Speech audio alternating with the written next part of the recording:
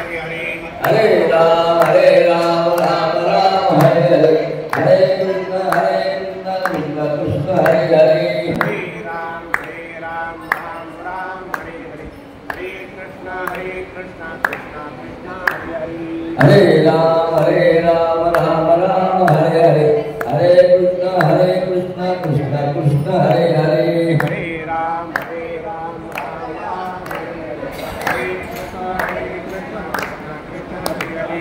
कुंडली गोदहंत श्री हरि माइकल पंढरीनाथ भगवान माऊली ज्ञानेश्वर महाराज जगद्गुरु तुकाराम महाराज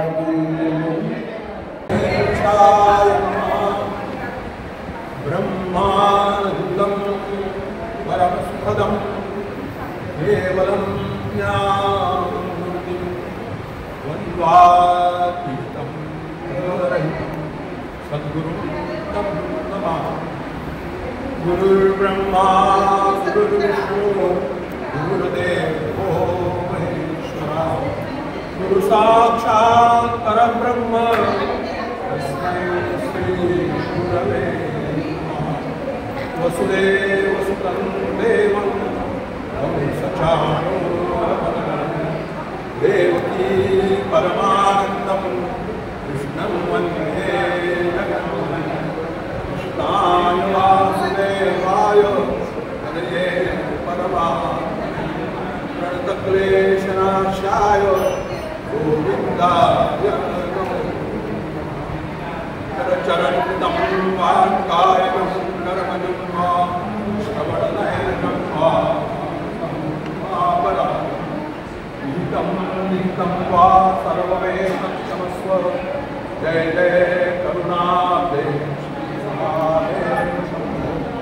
त्वमेव माता पिता त्वमेव बन्धुश्च सखा त्वमेव विद्याधरणं त्वमेव सर्वं मम देव गोविन्द हरे मुरारे हे नाथ नारायण वासुदेव शिवस्वामितमेतदेव गोविन्द दामोदर माधवे कराविन्दे आरविन्दे तस्य पत्रस्य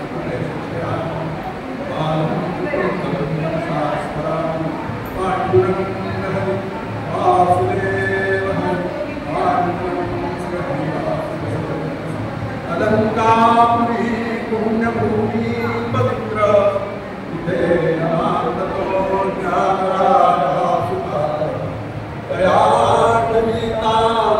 पुण्यराशि नमस्कार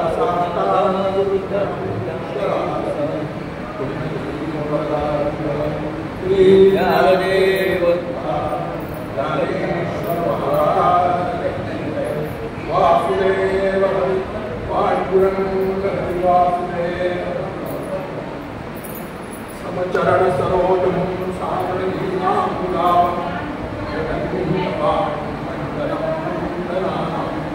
तरुण तुलसीमाला कंदरम कंजनेत्रम सदय धवलहासम चिंतयामि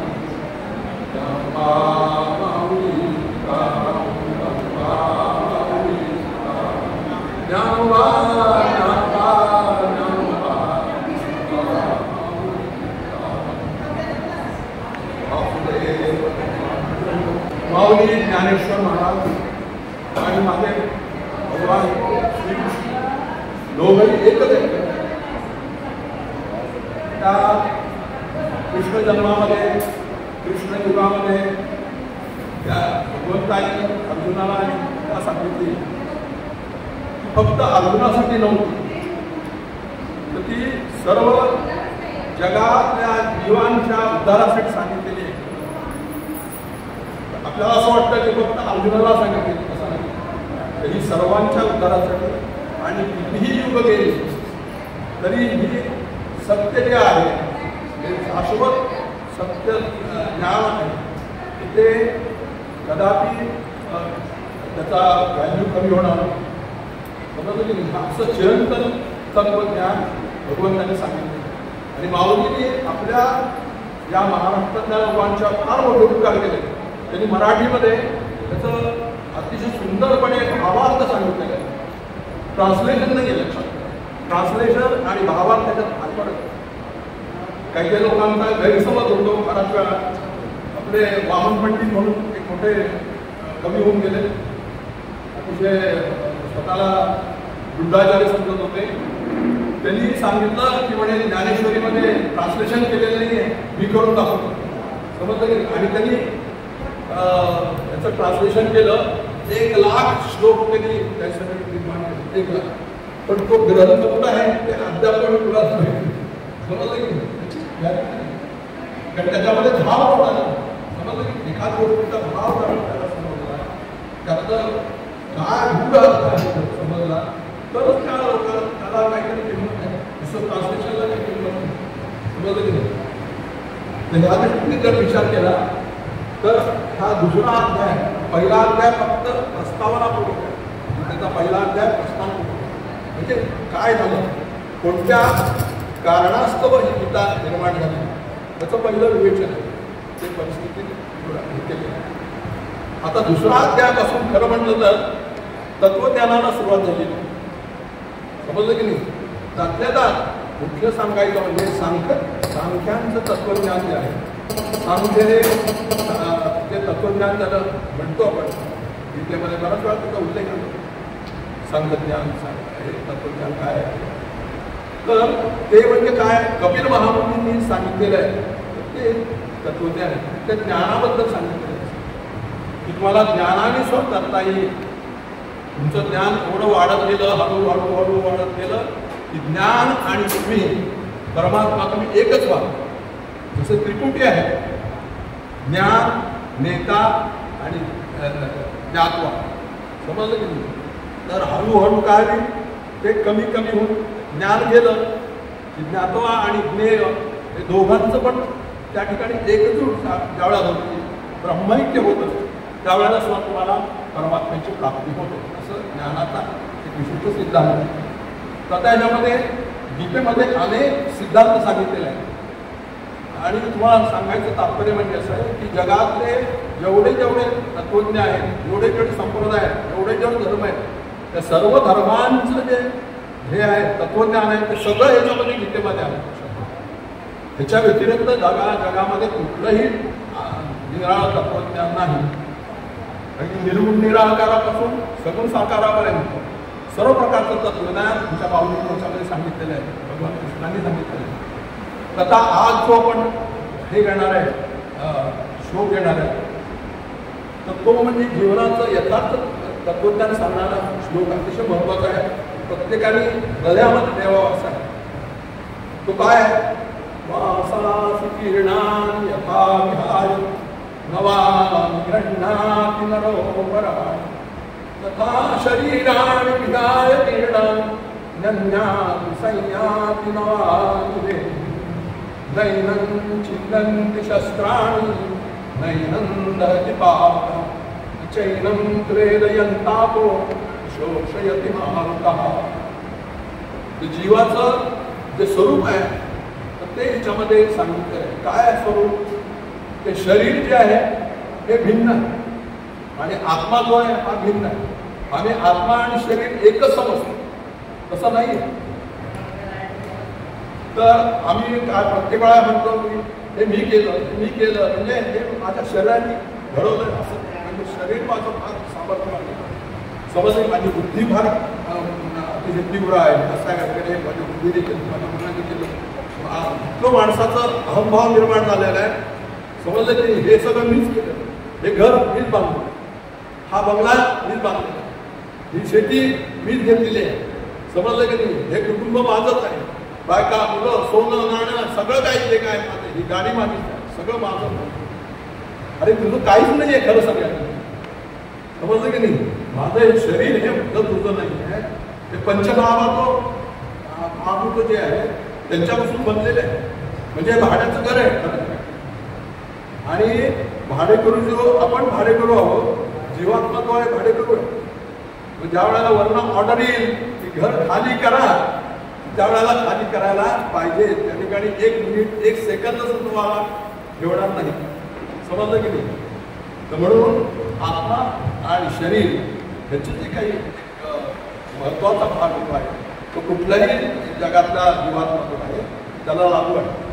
समजलं की नाही? एका म्हणजे कुठलाही माणूस असो, आफ्रिकन असो, अमेरिकन असो, ब्रिटनचा असो, भारताचा असो, चायनीज असो, मला कुठलाही असो, सगळ्यांना एकच काही फरक नाही. समजलं की नाही? त्यांनी काय सांगितलेलं आहे? तो वास्तविक सांगितलेलं आहे अर्जुनाला. त्यावेळेला अतिशय समर्पकपणे सांगितलं. अर्जुन म्हणाला, हे माझे सगळे जे भाऊबंध आहेत ना, ते गुरु आहेत, काका आहे, मामा आहे, आजोबा आहे, पंजोबा आहे, अंके आहे, तमके आहे, सगळे त्याला मी कसं मारू? त्यांना जर मारलं तर माझ्याकडनं पाप होईल, आणि जर पाप झालं माझ्याकडून तर मी नरकाला जाईन, आणि भगवंता तुझी आणि माझी ताटातूट होईल. साधं तत्वज्ञान त्यांनी सांगितलं. भगवंत हसले, म्हणाले, अरे तू मला सांगतोस तत्वज्ञान, पण तू पहिल्यांदा विचार कर याचा की हे शरीर जे म्हणतो ना तू माझं आहे, माझं आहे, माझं आहे, तुझं आहे का? नाही मला. समजलं की नाही? त्या हे जे सगळे मारणारे म्हणतो ना तू ह्याला मारणारे, त्याचं काय होणार? शरीर पाठवणार आहे. आणि तू जरी नाही मारलं तरी ते काळांतराने जाणारच आहे. समजलं की नाही? असं काही आहे का की सगळे चिरंजीव आहेत? कुणी नाही. राक्षसांनी जो प्रचंड तपस्या केली, भगवान शंकराची केली, तपश्चर्या केली, ब्रह्मदेवाची केली, फक्त विष्णूची करत नाही. कारण विष्णू अतिशय सर्वात बुद्धिमान आणि चतुर हे आहे, देव आहे. त्यामुळे त्याच्या मागे कोणी जात नाही. बाकीचे गोळा सांग आपले आहेतच भगवान, तुम्ही मागाल ते द्यायला द्यायला. समजलं की नाही? हा, आणि तुम्हाला याची कथा माहिती असेल भस्मासुराची. भस्मासुर म्हणजे त्याचा सेवक होता.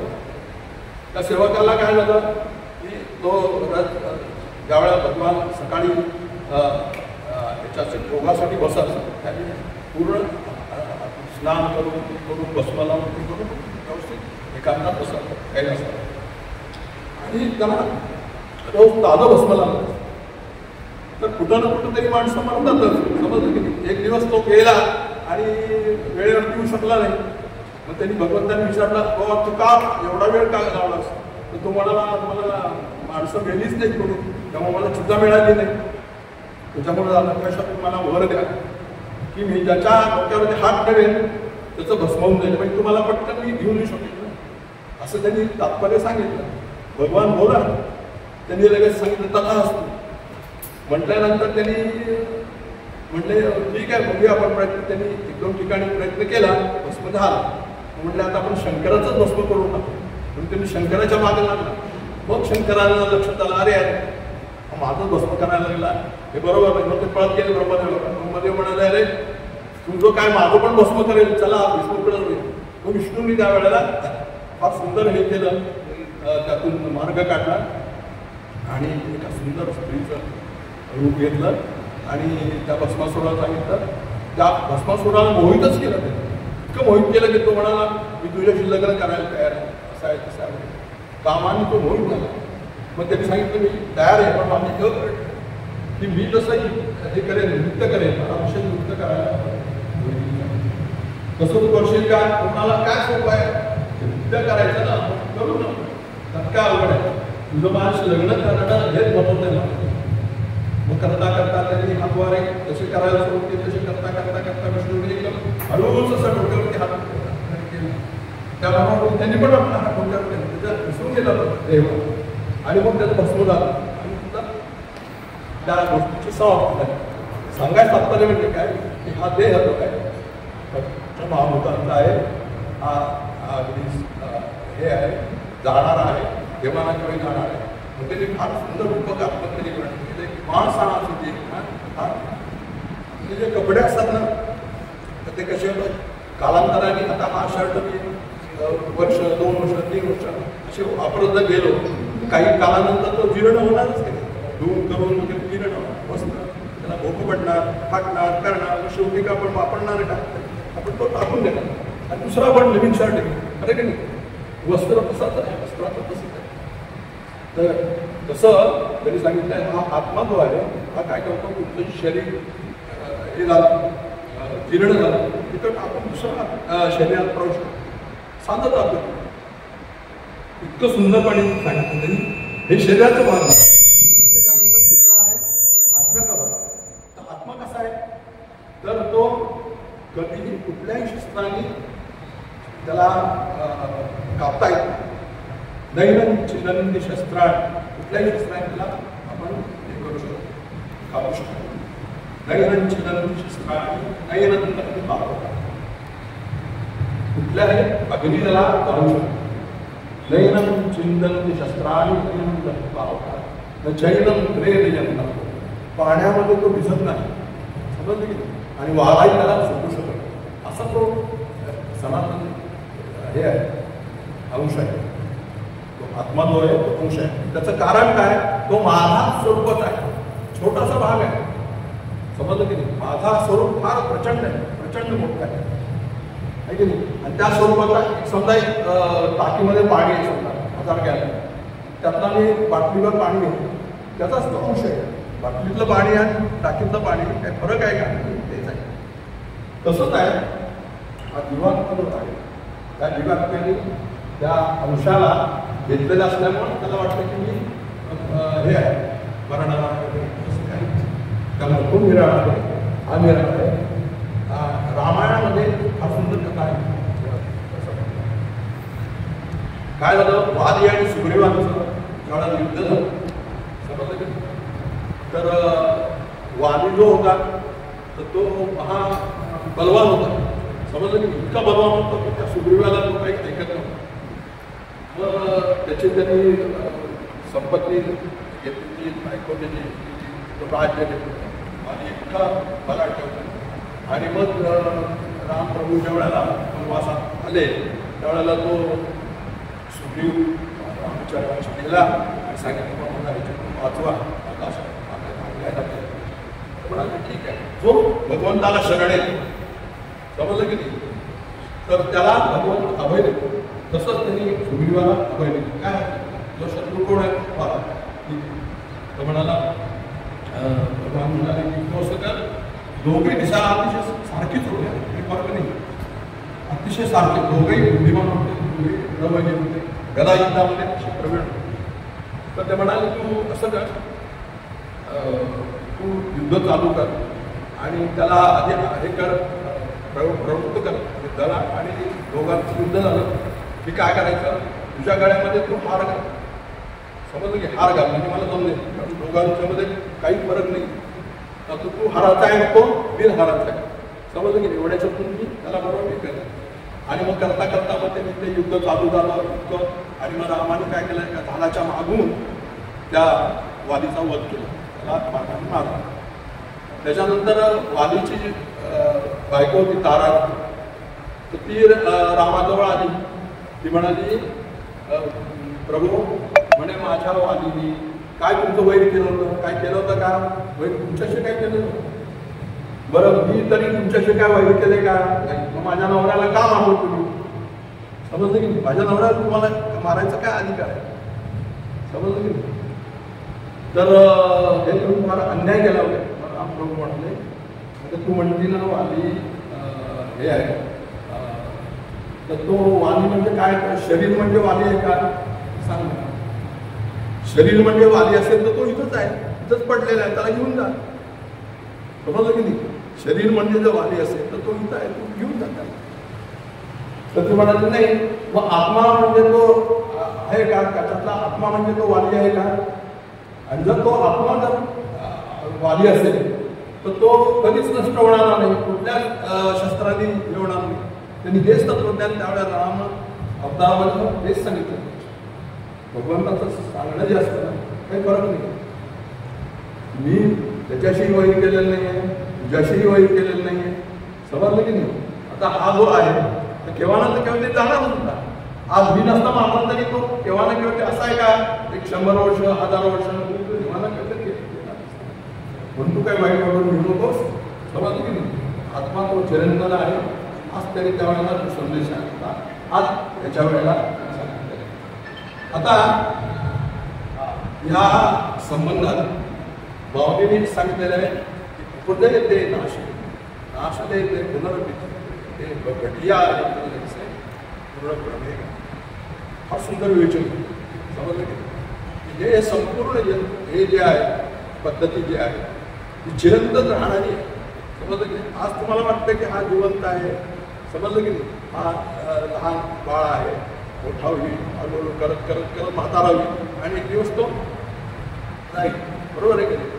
मग असं करताना ही जर पद्धती आहे जगाची तत्वज्ञानाची, तर त्यामुळे मी वाईट वाटून घेण्याचं कारण वेळेला समजलं की नाही तरी काही वाटायचं, कारण त्यांनी नवीन व्यक्ती तो हे गेला असेल, नवीन शहरामध्ये गेला असेल, नवीन त्याचं जीवन चालू होईल, समजलं की नाही, त्यामुळे त्याची बोलू नका असं त्यांनी सांगितलं.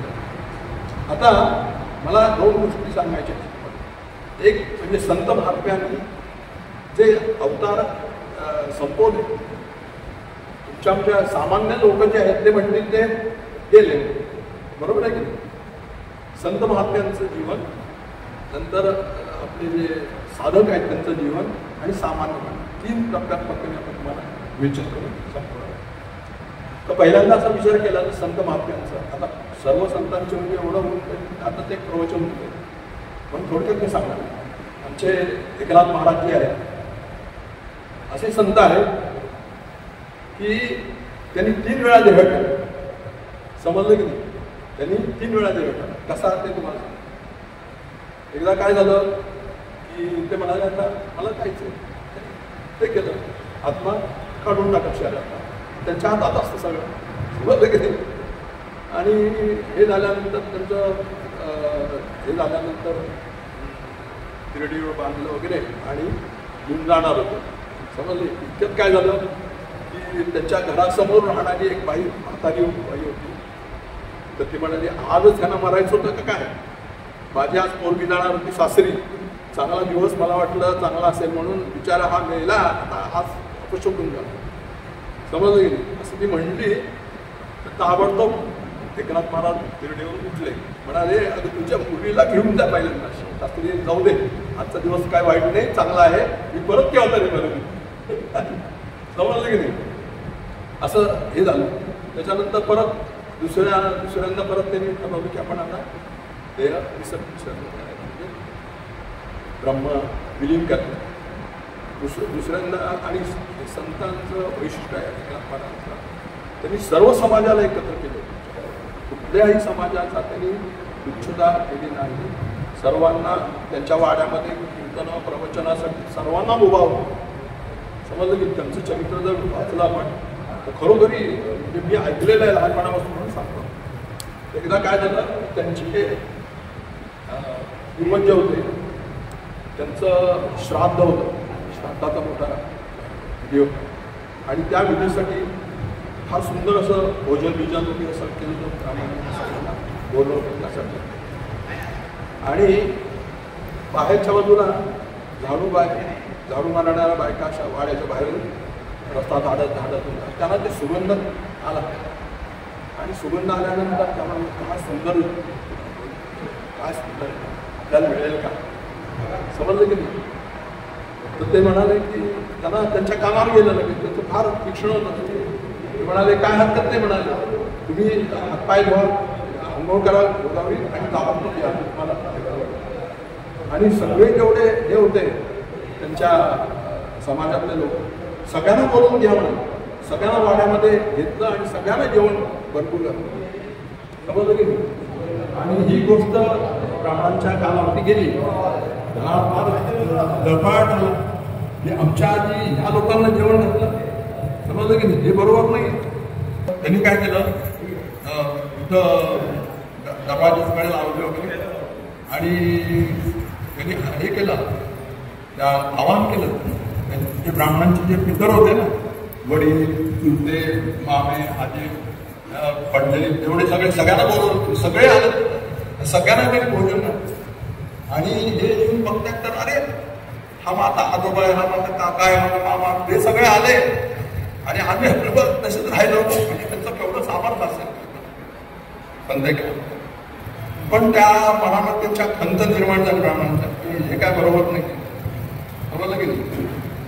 त्याच्यानंतर काय झालं, त्यांनी दुसऱ्यांदा देह ठेवला देव ठेवल्यानंतर मग त्यांनी ब्राह्मण लोक आले कांदा घ्यायला. तर चालता चालता काही ब्राह्मण म्हणाले, गाव म्हणाले, शेवटी आमच्याच खांद्यावरून जायला पाणी आली त्यांची.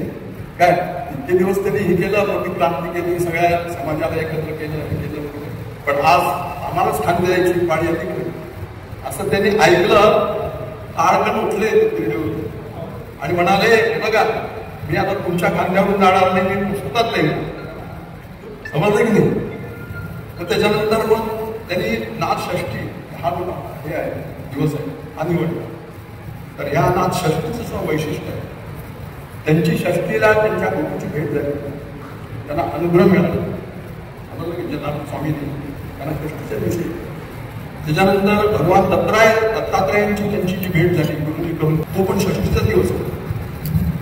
आणि त्यांनी मग तो निवडला षष्टीलाच त्यांनी हे केलं. आणि जायचं तर सगळ्या ज्या वारकऱ्यांना आणि दिंडी करत करत करत करत गोदावरीमध्ये गेले आणि जलमय होऊन गेले. फक्त वर घेणार समजलं, एवढा अद्भुत जीवन असतं. म्हणून संतांचं जे हे आहे जाणं ते हा निराळ. आता आमच्या ज्ञानेश्वर माऊली म्हणा, हे म्हणा, त्यांनी कुणी ध्येय ठेवलेलं समजलं की नाही, निरंतर समाज. ज्ञानेश्वर महाराज, निवृत्तीनाथ, सोपान काका, मुक्ताबाई, तर यांच्यामध्ये वीज निर्माण झाली आणि विजेत कारण तिनं पण ध्येय. तुकाराम महाराज हृदय वैकुंठ आले. अशी कितीतरी उदाहरण आहेत ज्याच्यामध्ये आपल्याला असं दिले त्यांचं देह राहणं दाणं समजलं की नाही. आणि आमचं सामान्य जीवाचं छत्तर आता साधकांचा थोडे तुम्हाला